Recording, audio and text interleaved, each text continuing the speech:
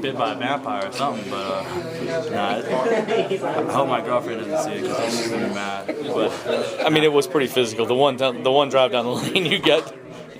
I mean, it was a Big East game. I mean, you know, it was one of those type of games where you got to be master physicality, and I think we did a great job of that. Do you feel like though? I mean, you're not getting as many calls as maybe some other you personally. I mean, you just try not to worry about that, or I try not to worry about it. I mean, like I said, I try to get to the free throw line whenever I can, but sometimes you're just not getting those calls, and it happens.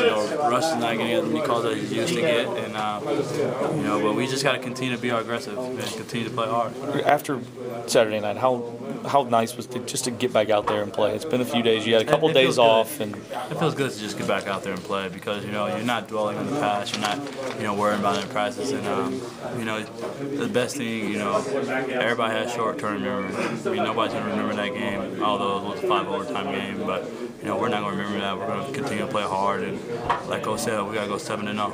He said you got a lot of little things still to clean up. I mean, what do you feel like? We definitely have a lot of little things to clean up. I mean, communication is our biggest weakness right now. We got to continue to talk more, and once we get that down, then I think we'll be all right. But I mean, like I said, a lot of these players didn't play last year, and a lot of still coming into a new role. And our biggest thing is just communication. Once we get that down, I think we'll continue.